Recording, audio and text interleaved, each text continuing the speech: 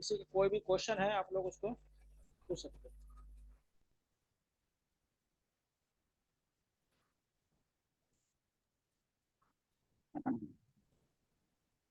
Excuse me sir. Sir कल आपने कहा था ना कि ये फिरोज शाह कोटला का जो न्यू नेम है वो क्या है? हाँ हाँ। तो सर वो अरुण जेटली स्टेडियम रखा है अभी। हाँ हाँ, ये एकदम सही बताया था। अरुण जेट यही है ना सर? हाँ हाँ हाँ, एकदम सही। जेटली स्टेडियम। हाँ, क्योंकि अरुण ओके सर।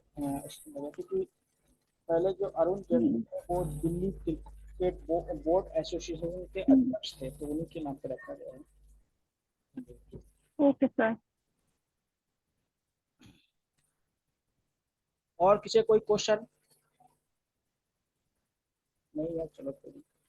तो दिखेगा क्या है, हम लोगों ने कल खिलाफत मूवमेंट तक हम लोगों ने बातचीत की थी। खिलाफत मूवमेंट का मेन मोटो क्या था और उसका रीजन क्या था, इसकी उत्पत्ति का। नेतृत्वकर्ता कौन थे? अली बंधु अली, मोहम्मद अली और शौकत अली। और खिलाफत जो फंड बनाया गया था, स्वराज कमेटी बनाया गया था, उसका अध्यक्ष गांधी जी को बनाया गया था। और क्यों ये आंदोलन शुरू किया गया था? क्योंकि तुर्की के जो सम्राट थे उन्हीं को क्या है, विश्व के मुस्लिम का सर्वोच्च धर्मगुरु माना जाता है। तो उन्हीं के और जब अपमानित किया गया था तो उससे मुस्लिम जनसंख्या वहां पे नाराज हो गए ब्रिटिश। और ये 1919 में क्या है, ये स्टार्ट हुआ था। लेकिन 1924 में क्या है कि कमाल पाशा ने तुर्की में क्या है, खलीफा व्यवस्था को बंद कर दिया गया था। उसके बाद ये आंदोलन खत्म हो गया। अभी हिंदुस्तान या कई के मुसलमान क्या है, कई खलीफा नहीं है। मतलब आधिकारिक रूप से कोई खलीफा नहीं है इस समय, क्योंकि कमल पाशा ने जो आधिकारिक रूप में जो खलीफा हुआ करता था उनका उस पद को हटा दिया गया। इस समय क्या मुस्लिम के कोई ऐसे खलीफा नहीं, जैसे पोप है उसी प्रकार से क्या खलीफा नहीं है। आप जानते हैं जो ईसाई धर्म के जो सर्वोच्च होते हैं वो क्या है, पोप होते हैं। और आप लोग जानते हैं कि जो हिंदू धर्म में जो अभी जो सर्वोच्च पोस्ट माना जाता है वो महामंडलेश्वर होते हैं। जो कितने होते हैं, 12 या 13 होते हैं। तो वो क्या अभी हिंदू धर्म में सर्वोच्च पद माना जाता है उनको, कि महामंडलेश्वर की अगर गद्दी मिल जाए तो उनका सबसे बड़ा पद माना जाता है।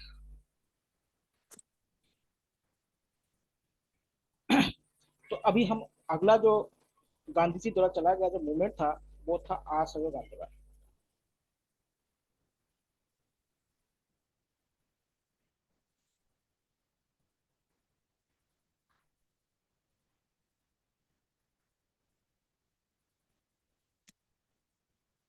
इसको नॉन ऑपरेशन मूवमेंट कहा जाता है। Non operation.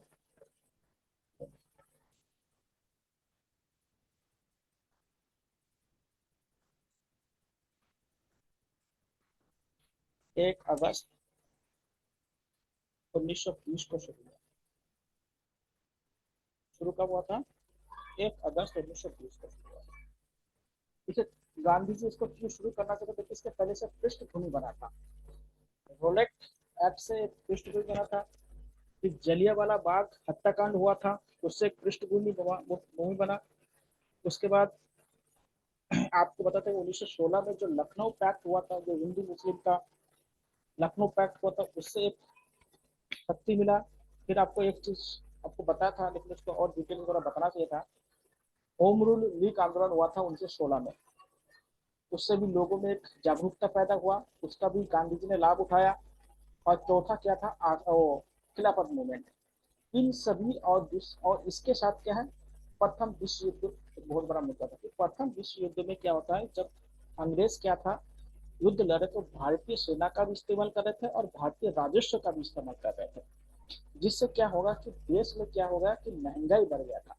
महंगाई होगा, हर वस्तु का दाम बढ़ गया। तो युद्ध होगा तो पहला प्राथमिकता क्या, आर्मी को दिया जाएगा वस्तु। तो आर्मी को जब वस्तु दिया जाएगा तो ऑटोमेटिक क्या होगा, देश में उस चीज की कमी होनी शुरू हो जाएगा। अब मान लो भारत और पाकिस्तान में अगर युद्ध शुरू हो जाए या चाइना के बीच में युद्ध हो जाए तो सबसे पहला सप्लाई किनको दिया जाएगा, आर्मी को दिया जाएगा।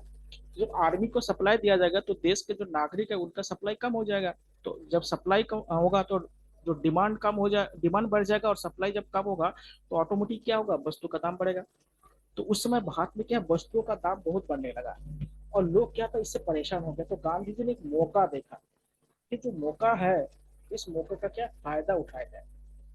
ये समझदार वही व्यक्ति होता है जो मौका का फायदा है। हर समय जो लड़ता है वो समझदार व्यक्ति नहीं है। अगर छोटे छोटे बातों के लिए क्या आप हर समय लड़ते हैं किसी से तो वो समझदारी वाली बात नहीं है। अगर आप समझदार व्यक्ति होगा जब गेम आपके पाले में होगा तब लड़ाई कीजिएगा, तब जीतने की संभावना ज्यादा रहेगा और वो सक्सेसफुल भी होते हैं। जब गेंद आपके पाले में रहेगा फिर भी लड़ाई करने जाएंगे तो हारेंगे। तो गांधी जी ने एक अवसर देखा कि एक तो क्या है भारत में महंगाई के खिलाफ एक सरकार के प्रति एक नफरत था। उसके बाद देखिए इंडिया गेट क्यों बनाया गया था। ये जो प्रथम विश्व युद्ध में जितने लोग मारे गए थे ना उनके याद में क्या इंडिया गेट बनाया गया था। समझ लीजिएगा इंडिया गेट 1920-21 में बनाया गया था। तो बनाया क्यों गया था प्रथम विश्व युद्ध में जो ब्रिटिश भारतीय सेना था उनका जो शहीद हुए थे तो उनके याद में इंडिया गेट बनाया गया था। तो एक तो लोगों की मृत्यु हुआ, उसके बाद रॉलेट एक्ट आया, जलियांवाला बाग हत्याकांड हुआ, खिलाफत मूवमेंट हुआ। ये बहुत सारे ऐसे घटनाएं हुआ इस आसपास। खेरा सत्याग्रह हुआ, अहमदाबाद मिल सत्याग्रह हुआ, चंपारण हुआ। तो ये और क्या था टैक्स को बढ़ा दिया गया। भाई युद्ध लड़ने के लिए पैसा चाहिए ना तो पैसा कहाँ से मिलेगा टैक्स को बढ़ाने से मिलेगा। तो इससे जनता त्रस्त हो गया था। तो त्रस्त जब हुए तब क्या है गांधी जी ने मौका देखा। तो गांधी जी मौका देख के क्या असहयोग आंदोलन नॉन कॉपरेशन मूवमेंट यानी हम सरकार के कामों में हम सहयोग नहीं करेंगे। नॉन कॉपरेशन का मतलब है हम सरकार के काम काज में सहयोग नहीं करेंगे। तो इन्होंने क्या किया सबसे पहला हथियार इस्तेमाल किया बहिष्कार, उसको बाइकआउट कहा जाता है। इन्होंने क्या है सभी स्किल कॉलेजों का बाइकआउट किया। जितने स्टूडेंट पढ़ते उनको बोला क्या कॉलेजों का बाइकआउट करो। जो वकील था उन्होंने कोर्ट जाना बंद कर दिया। तो बाइकआउट करना है सबसे पहला इसका मेन हथियार क्या था बाइकआउट करना और होली जलाना, विदेशी वस्तु का होली जलाना बाइकआउट करना इनका मेन था। कि बाइकआउट करेंगे तो भाई जब विदेशी वस्तुओं का इस्तेमाल जब नहीं करेंगे तो विदेशी वस्तु भारत में क्यों आएगा। तो देखिए जब ये आशय कानून चला तो अंग्रेजों के समय में जो सूफी वस्त्र भारत में आते थे उसका भारत में आना खुद बंद हो गया क्योंकि कोई इस्तेमाल ही नहीं कर रहा था। तो पहला क्या था बाइकआउट करना। देखिए इसी में बहुत सारे उस समय के जो बड़े बड़े वकील थे उन्होंने बकला छोड़ दिया था। कौन कौन बकला छोड़ दिए थे गांधी जी बकला छोड़ दिया था। जो जवाहरलाल नेहरू है उन्होंने बकला छोड़ दिया था। जवाहरलाल नेहरू इनके पिताजी मोतीलाल नेहरू ने बकला छोड़ दिया था। सरदार पटेल ने बकला छोड़ दिया था।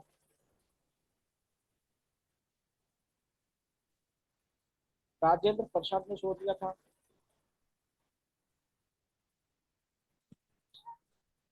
चित्तरंजन दास ने छोड़ दिया था। ये जो बड़े बड़े नेता थे देखिए इस समय के बड़े बड़े नेता थे ये तो इनका इन्होंने क्या है वकालत छोड़ दिया यानी कोर्ट का बहिष्कार किया।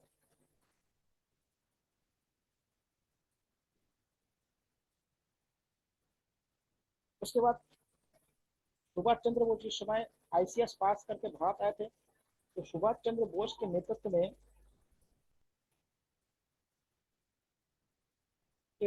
में नेशनल कॉलेज की स्थापना की जो आपको पता 1905 में भी हुआ था जो अरविंदो घोष के नेतृत्व में किया गया था। नेशनल कॉलेज की स्थापना यानी स्वदेशी शिक्षा पर बल दिया गया। ध्यान दीजिएगा। तो पहली बात क्या है कि आशयोग करना यानी सरकार के जो ब्रिटिश सरकार है उनके वस्तुओं का आशयोग करना उनके संस्थानों का आशयोग करना। अब देखिए ये बहुत बड़ा हथियार बन गया। अगर मान लेते हैं कि आप लोग अगर टीचर बन जाते हैं अगर आपको किसी मांग नहीं होते तो अगर आप लोग पढ़ाना छोड़ देंगे ना तो वही क्या है सरकार के साथ आशयोग वाला काम हो जाएगा। तो फिर आपके बातों को जल्दी सुना जाएगा। अगर आप लगातार काम करते रहेंगे तो कुछ लेंगे नहीं कुछ तो काम चल रहा है तो क्यों ना जाए। तो इससे देखिए सरकार क्या घबरा गई। घबराहट तो होगी होगी तो सरकार क्या होगा इससे घबरा। और बहुत जगह पे लाठीचार्ज भी किया गया।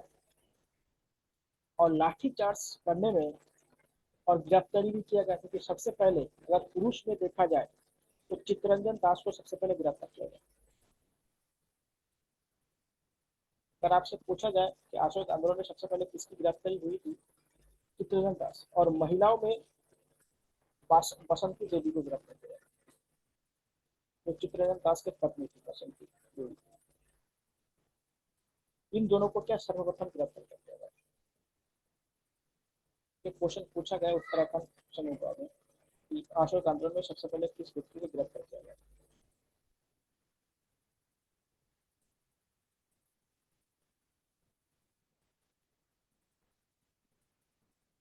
ये महिलाओं में क्या है, ये है, और ये पुरुष है।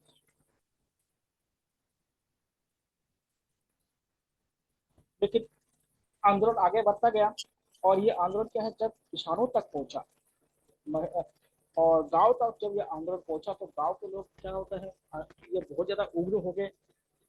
तो आज के जो गोरखपुर है उत्तर प्रदेश में, वहां पे एक किसान आंदोलन हो रहा था। तो उस समय क्या है, टैक्स बढ़ा दिया गया था गोरखपुर वाले क्षेत्र में। टैक्स बढ़ाने पर क्या होता, वहां पे किसानों ने आंदोलन शुरू किया, लेकिन उस पर पुलिस ने लाठीचार्ज कर दिया। इससे क्या है, किसान जो आंदोलन था वो बहुत उग्र हो गया था। और उग्र होने पर क्या है, गोरखपुर में एक जगह है चोरा चोरी।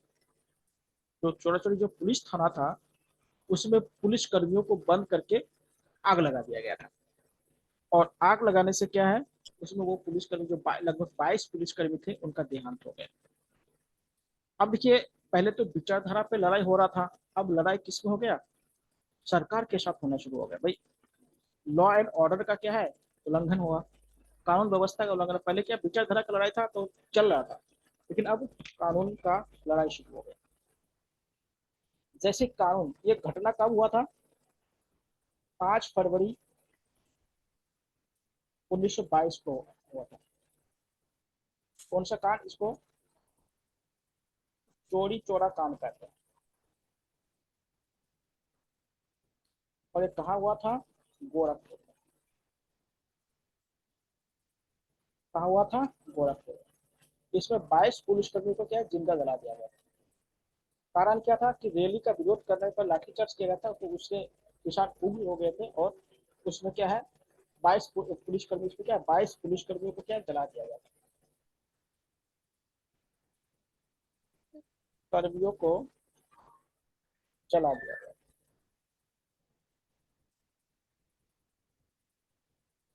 अब देखिए, जब सरकार के खिलाफ लॉ एंड ऑर्डर का मुद्दा आया, तो सरकार ने क्या है, बहुत ही उग्र रूप अपना लिया।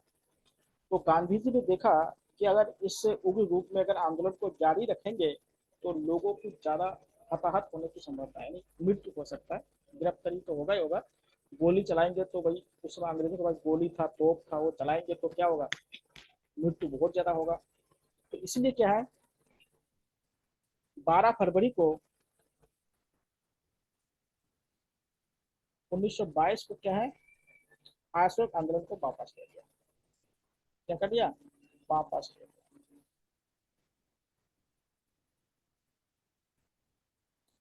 अशोक आंदोलन को वापस कर दिया गया 12 फरवरी 1922 को। शुरू कब हुआ था, 1 अगस्त 1920 को शुरू हुआ था, लगभग 2 साल चला। ठीक है, 1 अगस्त 1920 को शुरू हुआ था, और 12 फरवरी 1922 को खत्म हुआ था। क्यों खत्म हुआ था, क्योंकि 5 फरवरी 1922 को क्या हुआ था, चोरी चोरा कांड हुआ था। कहाँ हुआ था, गोरखपुर में हुआ था, जिसमें क्या है, 22 पुलिसकर्मियों को क्या है, किसानों द्वारा, या आंदोलनकारी कह सकते हैं, पूरा तो किसान तो नहीं कहेंगे, आंदोलनकारियों द्वारा 22 पुलिसकर्मियों को जिंदा जला दिया था। ठीक है। और सबसे पहले गिरफ्तारी में पुरुष कौन थे, चित्तरंजन दास थे, और बसंती देवी महिलाओं में सबसे पहले इनको गिरफ्तार किया गया था। तो ये आंदोलन क्या है, सक्सेसफुल नहीं रहा, लेकिन क्या कह सकते हैं कि इस आंदोलन में जो सक्सेस मिला, वो आगे के लिए बहुत क्या है, कामयाब हुआ। पहली बार क्या हुआ कि विचारधारा के आधार पर लोग सड़क पे आए थे। देखिए, इससे पहले विचारधारा के आधार पर सड़क पे नहीं आए थे। आप लोगों को स्वदेशी आंदोलन तो पता था, लेकिन स्वदेशी आंदोलन विचारधारा पर नहीं था, बल्कि वो बंगाल विभाजन पर था। लेकिन जो असहयोग आंदोलन है ना, ये विचारधारा पर आधारित था, और पहला ये विचारधारा आधारित क्या आंदोलन था। और इसमें महिलाएं, बच्चे, बुजुर्ग, युवा सभी भाग ले सकते थे, क्योंकि ये आंदोलन कैसे थे, अहिंसक आंदोलन था। और अहिंसक आंदोलन में क्या है, सभी लोग पार्टिसिपेट कर सकते हैं। तो ये क्या है, सबसे बड़ा अहिंसक आंदोलन माना जाता है भारत का पहला। लेकिन इसमें देखिए, जब यह आंदोलन वापस लिया गया तो 1922 में क्या, गांधी जी को क्या है, गिरफ्तार कर लिया गया था, कि उनको, लोगों को भड़काने के आधार पर उनको गिरफ्तार कर लिया गया था। बाद में बीमारी के बहाना जब हो गया तो गांधी जी वो चालाक थे, अनशन कर दिया जेल के अंदर जाके, और बीमार पड़ गए, और बीमार पड़ने के बाद क्या है, उनको 1924 में उनको छोड़ दिया गया था, समझिएगा। अब देखिए, इस आंदोलन के बाद कांग्रेस में दो पार्टी हो गया था। एक पार्टी का मानना था कि ये जो आंदोलन वापस लिया गया, ये सही नहीं था। और कुछ लोगों का मानना था, मतलब दूसरे गुट के लोगों का मानना था कि आंदोलन वापस लेके सही काम किया है, नहीं तो क्या है, सरकार और ज्यादा उग्र रूप अपना। जो मानने वाले थे कि ये आंदोलन सही था, वापस लेना सही था, वो क्या है, उनको अपरिवर्तनवादी कहा गया है। और जिन लोगों का मानना था कि ये जो आंदोलन है, ये वापस लेके गलत किया गया है, वो क्या था, परिवर्तनवादी कहा गया है, चेंजर और नो चेंजर कहा गया है। ध्यान दीजिए, एक एक पक्ष के लोग क्या था, चेंजर, और एक पक्ष के लोग क्या था, नॉट नो चेंजर। तो परिवर्तनवादी में कौन कौन थे, कि जो उनका मानना था कि ये जो आंदोलन वापस ले गया है वादियों में, वो सही नहीं था, यानी समाज सही नहीं था। इसमें दो व्यक्ति का नाम बहुत याद रखिएगा। एक है चित्तरंजन दास, और दूसरा है मोतीलाल नेहरू। ये मेल है।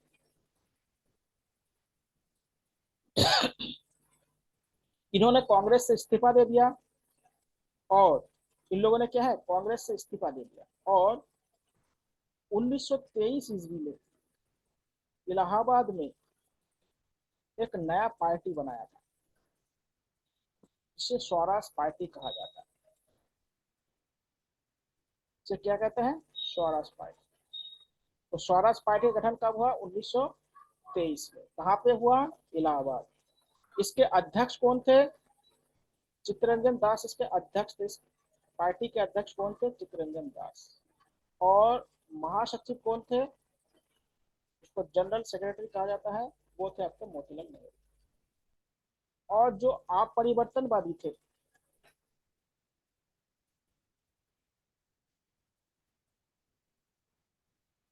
इसमें कौन थे, गांधी जी थे।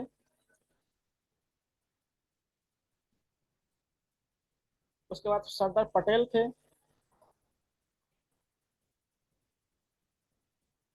राजेंद्र प्रसाद थे,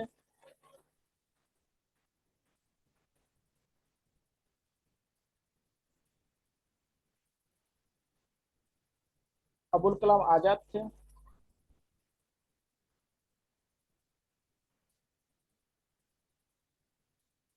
ये उस समय के बड़े हैं। इनका मानना था कि हम कोई आंदोलन नहीं करेंगे, बल्कि इनका मानना था कि हम रचनात्मक कार्य करेंगे।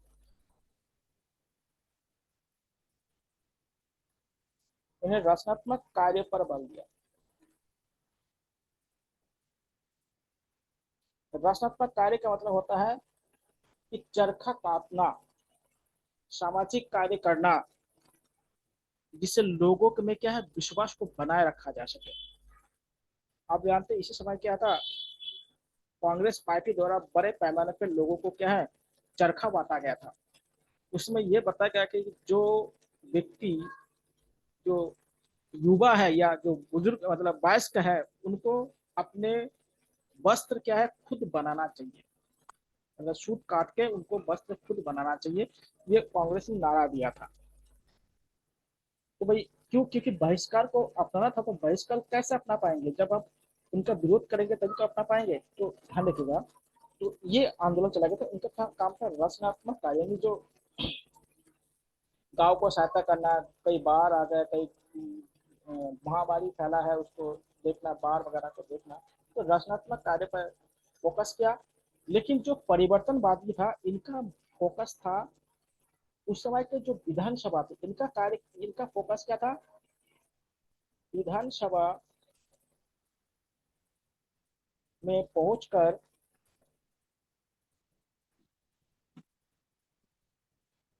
ब्रिटिश नीतियों का विरोध करना। तो विरोध, आप विधानसभा में पहुंचकर तो ब्रिटिश नीतियों का विरोध कर सकते हो, विरोध करना। ठीक है, दोनों का उद्देश्य अलग अलग था। जो परिवर्तनवादियों का था कि विधानसभा में पहुंचकर ब्रिटिश जो नीतियां हैं, उन नीतियों का हम विरोध करेंगे। और जो अपरिवर्तनवादी थे, जिसको नो चेंजर कहा जाता है, उनका मानना था कि हम क्या करेंगे, समाज के अंदर जाएंगे और रचनात्मक कार्य करेंगे।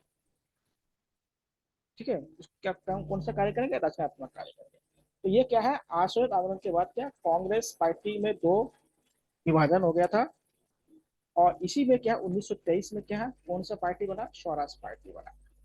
कौन सा पार्टी बना था, स्वराज। कहाँ बना था, इलाहाबाद। अध्यक्ष कौन थे, चित्तरंजन था।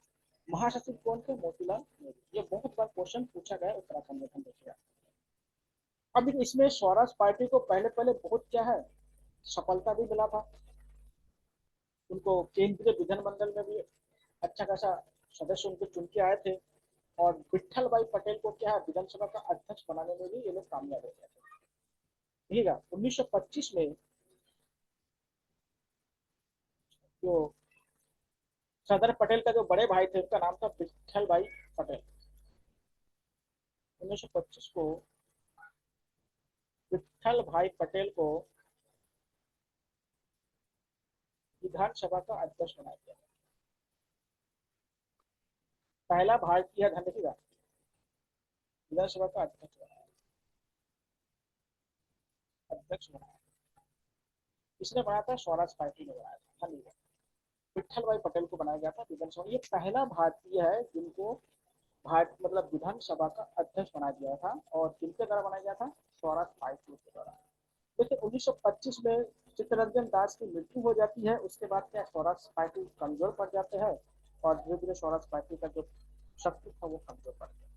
ठीक है, तो 1925 में जो चित्तरंजन दास थे उनका देहांत हो गया। उसके बाद स्वराज पार्टी क्या, कमजोर पड़ गया और आगे उन्होंने अपना कार्य नहीं कर पाए जिनको कार्य करना था।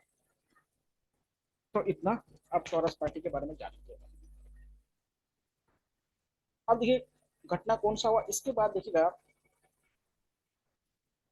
1928 के आसपास क्या है, अंग्रेजों ने भारतीय राष्ट्रीय ने भारतीय जितने पार्टी था उनको चैलेंज दिया कि आप लोगों में शासन करने का क्षमता नहीं है तो आपको सत्ता हम क्यों दें। जैसे मान लेते आप अगर बोलेंगे कि हमें टीचर बना दो, लेकिन सरकार ने क्या बोला कि हम आपको टीचर तभी बनाएंगे जब आप क्या होगा, लेक्चरर के पास कर पाएंगे। अब लेक्चरशिप को जब तक पास नहीं करेंगे तो आपको टीचर नहीं बनाएंगे, क्योंकि आपके अंदर योग्यता सिद्ध करना पड़ेगा। उसी प्रकार से अंग्रेजों ने भारतीयों को चैलेंज दिया था कि आप लोग शासन व्यवस्था चला नहीं पाएंगे तो आपको सौंप के क्या करेंगे, आपको देंगे तो कल अव्यवस्था फैला देंगे। तो इससे भारत के जो अलग अलग दल के नेता थे, उन्होंने एक संगठन बनाया था, एक कमिटी बनाया था। और कमिटी बना के एक लघु संविधान बनाया था। और उस लघु संविधान से उन्होंने ये बनाया था कि हम भी शासन करने के काबिल है। और ये जो समिति बनाया गया था, ये मोतीलाल नेहरू के अध्यक्षता में समिति बनाया गया था, जिसको कहते हैं मोतीलाल नेहरू समिति। तो मोतीलाल मोतीलाल नेहरू समिति कब बना था, 1928 में। क्यों बनाया गया था, क्योंकि भारतीयों को चुनौती दिया गया था कि आप शासन के काबिल नहीं है। तो क्या बनाने के लिए, लघु संविधान बनाने के लिए। और इस समिति ने जो रिपोर्ट दिया था, उस रिपोर्ट का नाम क्या था, इस समिति ने जो रिपोर्ट दिया था उसको नेहरू रिपोर्ट कहा जाता है। और नेहरू रिपोर्ट कब आया था, 1928। बहुत बार पूछा गया था नेहरू रिपोर्ट किससे संबंधित है।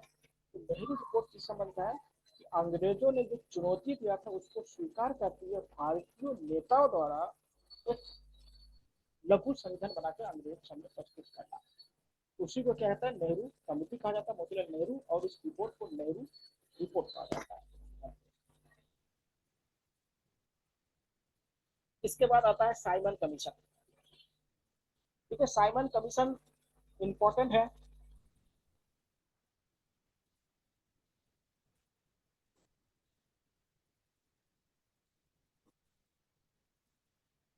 ये बना था 1927 में, लेकिन भारत में जब आए थे ये लोग तो 1928 को भारत आए। अगर आपसे पूछा जाए कि साइमन कमीशन का गठन कब हुआ था, तो ये 1927 को हुआ था, मतलब लंदन में हुआ था गठन। लेकिन ये भारत का पहुंचे थे 1928 को पहुंचे, फरवरी 1928 को पहुंचे थे, ध्यान दीजिएगा, फरवरी 1928 को भारत पहुंचे थे और 1927 में गठन हुआ था। इसका जो गठन हुआ था जॉन साइमन के नेतृत्व में किया गया था। जॉन साइमन क्या था, इस कमेटी के अध्यक्ष, इसको साइमन कमीशन कहा गया। इसमें जितने भी सदस्य थे सभी सदस्य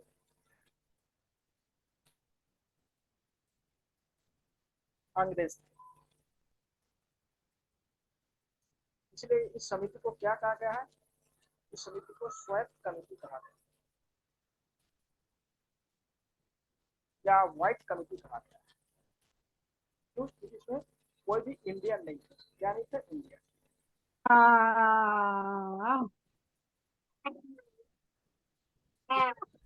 इसको स्वायत्त कमेटी या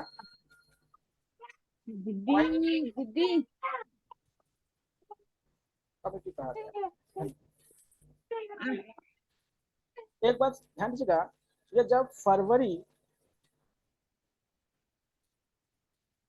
1928 में जब ये आए थे मैंने बोला भैया परेशान तो बोला नहीं, भारत के अधिकांश उस समय बोला नहीं, बोला बंद कर दीजिएगा माइक को।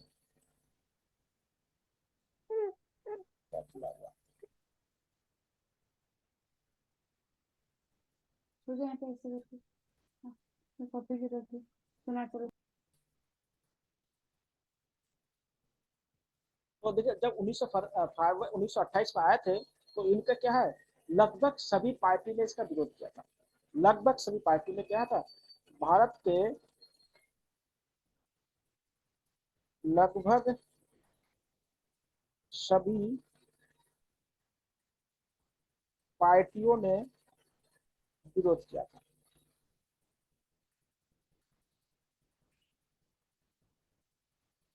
लेकिन इसमें दो लोगों ने विरोध नहीं किया था, एक अंबेडकर के वाला जो पार्टी था उसने विरोध नहीं किया था, और एक मुस्लिम लीग का एक गुट था, इसको सफी गुट कहते हैं, उन्होंने इसका विरोध नहीं किया। मोहम्मद अली जिन्ना ने भी क्या था, इसका विरोध किया था। और आपको पता है 1928 में जब लाहौर पहुंचे तो लाला लाजपत राय पर क्या था, बहुत लाठी बरसा गया था। साइमन कमीशन ने आपको बताया था, उसी में लाला जी का क्या था, देहांत हो गया। अब देखिए साइमन कमीशन क्यों आया था, पहले से कारण जानिएगा। देखिए जब 1919 का जब अधिनियम आया था, भारत सरकार अधिनियम, तो एक बात उसमें लिखा हुआ था कि हर 10 साल के बाद क्या होगा, इस अधिनियम का रिव्यू किया जाएगा, यानी समीक्षा किया जाएगा। लेकिन इसको 1929 में आना चाहिए था। लेकिन वहां पे जो कंजर्वेटिव पार्टी का सरकार था, जब प्रथम विश्व युद्ध हुआ था ना, उसके बाद 1927-28 के आसपास क्या था, पूरे वर्ल्ड में क्या था, बहुत बड़ा रिसेशन आया था, उसको ग्रेट रिसेशन कहा जाता है, महान मंदी कहा जाता है। आप लोग अगर इकोनॉमी पढ़े होंगे तो मालूम होगा। तो वहां के कंजर्वेटिव पार्टी चाहता था कि जो अगर लेबर पार्टी अगर जीत जाएगा तो ये लोग क्या है, भारत को ज्यादा और ज्यादा सुविधाएं दे सकता है, इसलिए उन्होंने कमीशन को बहुत जल्दी बना दिया। तो अगर आपसे पूछेगा कि साइमन कमीशन क्यों आया था, देखिए साइमन कमीशन का मेन मकसद था 1919 के अधिनियम का समीक्षा करना। इनका उद्देश्य क्या था, उद्देश्य 1919 का भारत सरकार अधिनियम का समीक्षा करना था,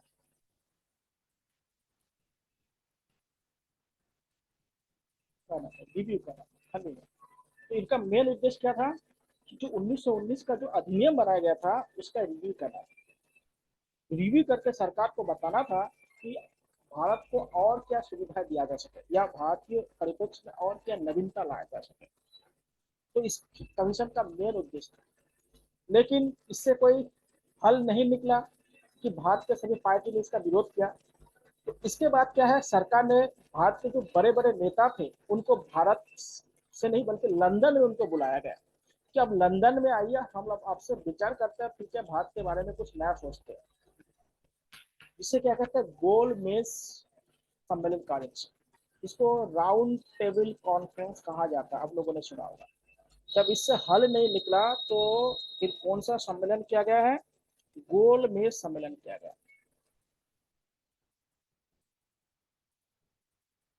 राउंड टेबल कॉन्फ्रेंस से कहते हैं,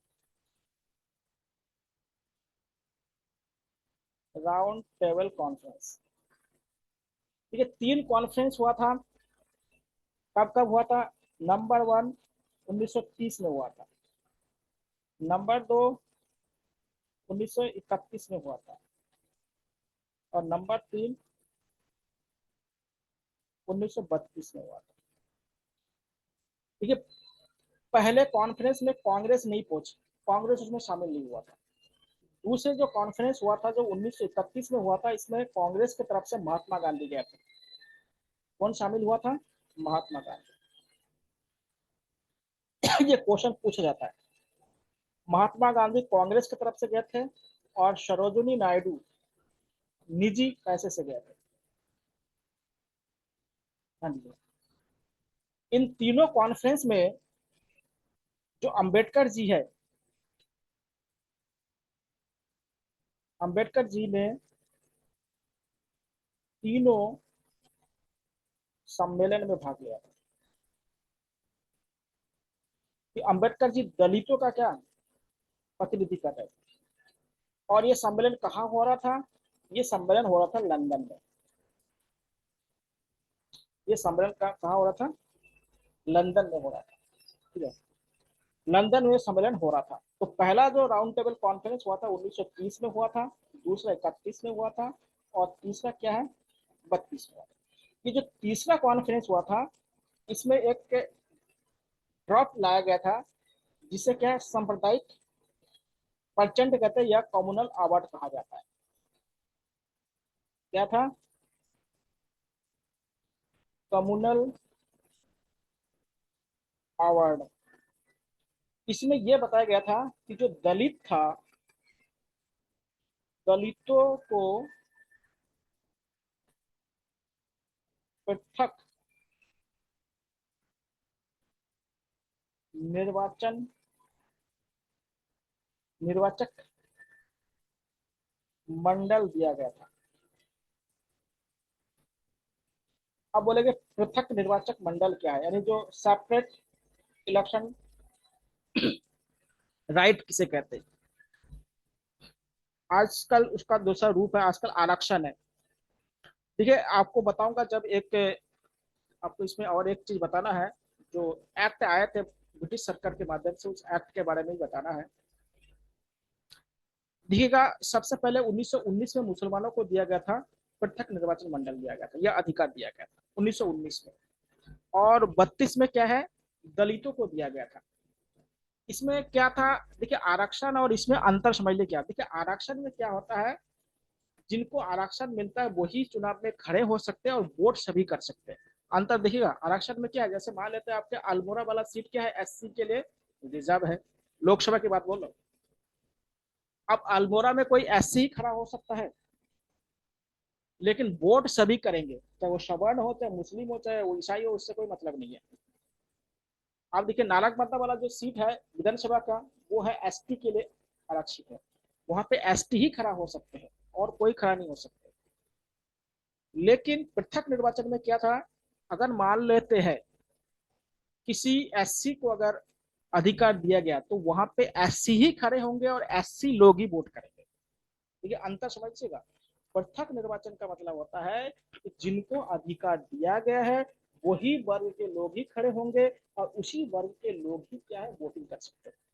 लेकिन आरक्षण में ऐसा नहीं है। आरक्षण में क्या है कि उस इलेक्शन में तो वही लोग खड़े हो सकते जिनको आरक्षित किया गया, जिनके लिए सीट, लेकिन क्या है, चुनाव में मतदान सभी कर पाएंगे। जैसे अभी देखिए महिला आरक्षण पर बात चल रहा है, जोर शोरों से आप लोग देखे होंगे। तो महिला आरक्षण होगा तो भारत के जो 33% जो सीट होगा उसमें केवल महिला कैंडिडेट ही खड़े हो सकते हैं, लेकिन वोट पुरुष भी देंगे उसमें। ये इसे कहते हैं आरक्षण। और पृथक निर्वाचन में क्या होगा, अगर महिला को अगर पृथक निर्वाचन कर देंगे तो वहां पे महिला ही खड़े हो सकेंगे और महिला ही वोट कर पाएंगे। तो ये अंतर है। देखिए इससे क्या होता है कि जो दलित थे, दलित को पहले हिंदू माना जाता था। अम्बेडकर, देखिए अम्बेडकर से पहले तो ये जो मॉडर्न इंडिया में यहाँ पे बौद्ध धर्म के लोग काम हो गए थे। अम्बेडकर ने जिन्हें 1 से 5 लाख लोगों को बौद्ध धर्म में कन्वर्ट करवाया था। तो उस समय क्या था कि दलितों को अगर हिंदुओं से अलग करे तो हिंदुओं की शक्ति कम हो जाएगा। तो इसके लिए क्या है, जैसे कम्युनल अवार्ड आया, दलितों को पृथक निर्वाचन अधिकार जब देने की बात की गई, तो उस समय गांधी जी क्या है, पूना जेल में बंद थे। तो पूना जेल में जब बंद थे तो उन्होंने वहां पे अनशन अमरण कर दिया, यानी जो हंगर स्ट्राइक कर दिया। और हंगर स्ट्राइक जब किया तो बाद में जाके 1932 में एक पैक्ट साइन हुआ जिसे कहते हैं पूना पैक्ट। और पूना पैक्ट के माध्यम से दलितों को क्या है, पृथक निर्वाचन अधिकार नहीं दिया गया है, बल्कि क्या दिया गया, आरक्षण दिया गया है, जो आज तक चल रहा है। ध्यान, ये जो दलितों को जो आरक्षण आज मिला है, ये आज से नहीं मिल रहा है, ये 1932 से मिल रहा है। जो इसमें दिया गया पूना पैक्ट में, पहले क्या था, कम्युनल अवार्ड के माध्यम से दलितों को पृथक निर्वाचन का अधिकार दिया गया था, लेकिन पूना पैक्ट के माध्यम से क्या हुआ, उनको आरक्षण दे दिया गया। तो देखिए आरक्षण कैसे हुआ था, पूना पैक्ट।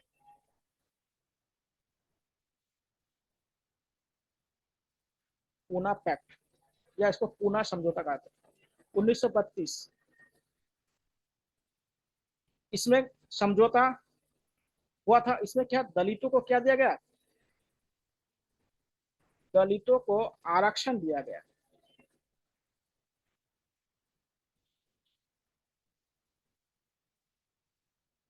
इस पूना पैक्ट में साइन किसने किया था, अंबेडकर। एक तरफ अंबेडकर जी थे और दूसरी तरफ कौन थे, मदन मोहन मालवीय।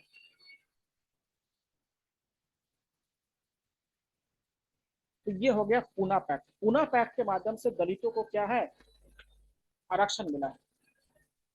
पूना पैक्ट के माध्यम से क्या मिला, दलितों को आरक्षण मिला है। तो आरक्षण की जो विचारधारा है ये 1932 से चल रहा है। तो ये पूना पैक्ट क्यों लाया गया था,